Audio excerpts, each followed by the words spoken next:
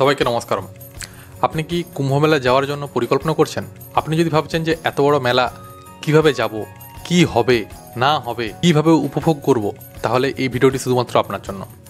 ভিডিওটি শেষ পর্যন্ত থাকুন এবং আমি কথা দিতে পারি এই ভিডিওটার আপনার যে পরিমাণ সময় খরচ হবে তার থেকে অনেক বেশি ভ্যালু আপনি অবশ্যই পাবেন। এবং যদি আপনি আমাদের কমিউনিটির সাথে অ্যাসোসিয়েটেড এবং যুক্ত হতে চান তাহলে অতি অবশ্যই আপনি কমেন্ট বক্সে জানান, আমাদের টিম সরাসরি আপনার সাথে যোগাযোগ করে নেবে। আমাদের মতো যাদের ধর্মীয় অনুভূতি গভীর এবং যারা শাহী স্নান এবং কুম্ভ মেলা পার্টিসিপেট করতে চান তাদের জন্য সবথেকে বেশি ইম্পর্ট্যান্ট হলো প্রস্তুতি যদি ভুল হয় তাহলে আমাদের পুরো অভিজ্ঞতাটাই পুরোপুরি বানচাল হয়ে যেতে পারে। তাহলে চলুন যাওয়া যাক, একটু ঠিকঠাকভাবে জেনে নেওয়া যাক যে কীভাবে প্রস্তুতি নেওয়া উচিত আর কোন কোন জিনিসগুলো মাথাতে না রাখলে বিপদে পড়ার সম্ভাবনা অনেকটা পরিমাণ বেড়ে যায়। আসুন প্রস্তুতি কেন প্রয়োজন সেটা জেনে নেওয়া যাক। তার সবথেকে বড় কারণ হলো ভিড় এবং ভিড়। এই কুম্ভমেলাতে প্রায় 6 কোটি মানুষের আনাগোনা হবে এবং এই 6 কোটি মানুষের আনাগোনার মাঝে যদি আমরা এরকম করে ভাবি যে আমরা একটা গাড়ি ধরবো আর চটক করে চলে যাব, তাহলে কিন্তু আমাদের অনেক ধরনের আতঙ্কের অনুভূতি হতে পারে। 2 নম্বর পয়েন্ট, সময়ের ঘাটতি। আমরা হয়তো অনেকেই জানি না যে 26 তারিখ রাত থেকে 30 তারিখ পর্যন্ত গোটা প্রয়াগরাজ সিল হতে চলেছে। এখানে গাড়ি চলাচল পুরোপুরি বন্ধ হতে চলেছে, শুধুমাত্র একটাই রাস্তা খোলা থাকবে, সেটা হচ্ছে পায়ে হাঁটা। আর যদি আমাদের এই পায়ে হাঁটা অবস্থাতে যদি আমরা সময় বাঁচাতে চাই তাহলে এই ভিডিওটি আপনার জীবনে প্রচুর পরিমাণ গুরুত্বপূর্ণ হতে চলেছে। 3 নম্বর পয়েন্ট, থাকার ব্যবস্থা। আপনি যদি পূর্বে বুকিং করে না যান তাহলে জানিয়ে রাখি আপনি কোথায় থাকতে পাবেন সেটা শুধুমাত্র আপনার ভাগ্যের উপরেই বিচরণ করবে।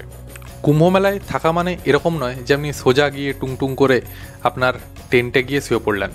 এখানে যদি আপনি প্রি বুকিং না করেন তাহলে আমাদের বা যারা যাচ্ছে তাদের কপালে অনেক ধরনের দুর্ভোগ থাকতে পারে। এবারে আমরা মৌনী অবস্থাতে যারা স্নান করতে চান তাদের জন্য একটা খুব গুরুত্বপূর্ণ কিছু ইনফরমেশান এবং গাইড অবভিয়াসলি আপনাদেরকে শেয়ার করব। যেহেতু মৌনী অবস্থা 29 তারিখ পড়ছে, 29শে জানুয়ারি, সেই জন্য 26 তারিখ থেকে সমস্ত যান চলাচল বন্ধ হয়ে যাবে। এবং যদি আপনি ভাবেন যে আপনি কোনো রকম যান চলাচলের যানের সাহায্যে গিয়ে আপনি আপনার উক্ত স্থানে বা আপনার যেখানে উদ্দেশ্য সেখানে আপনি ঘাটে আপনি যাবেন, তাহলে এটা সম্পূর্ণ আমাদের মনের ভুল ধারণা হিসেবে আমাদেরকে ধরে নিতে হবে। তো হিসাবে আপনি মাথায় রাখুন যে 16 থেকে 20 কিলোমিটার পর্যন্ত আমাদেরকে পায়ে হাঁটতে হবে এবং সেই হাঁটার জন্য যে পরিমাণ প্রাণ শক্তি এবং মনের শক্তি দরকার সেটা আমাদেরকে আগে থেকে মাথাতে বজায় রাখতে হবে। এবং শাহী স্নানের পরে 30 তারিখ সকালবেলা থেকে আবার যান চলাচল শুরু হবে। তো যদি আপনি ভাবেন যে আপনি মৌনী অমাবস্যার আগের রাতেই পৌঁছবেন তাহলে আপনাকে পায়ে হাঁটার জন্য প্রচুর পরিকল্পনা করে রাখতে হবে। এবং তার সাথে সাথে এটাও জানিয়ে রাখতে হবে যে সঙ্গমে 28 তারিখ এবং 29 তারিখ কিন্তু বোটিংয়ের যে ব্যবস্থা আছে সে ব্যবস্থা বন্ধ থাকবে। তাই বোটিংয়ের সমস্ত ব্যবস্থা বন্ধ থাকবে এবং আপনি যেখানে চাইবেন সেখানেই স্নান করতে পারবেন না। শুধু আপনাকে স্নান করতে হবে গঙ্গা এবং যমুনা নদীর তীরেই। যেহেতু প্রায় 6 কোটি মানুষের সমাগম হবে, তো আমাদের যদি কারোর বাচ্চা কাচ্চা থাকে তাহলে তাকে সাথে না রাখাই শ্রেয়। গত 14ই জানুয়ারি আমি নিজে ফিল করেছি এবং নিজে আমি খবর পেয়েছি যে সেদিন প্রচুর পরিমাণ ভিড় থাকার জন্য প্রচুর বাচ্চা কাচ্চা হারিয়ে গিয়েছিল।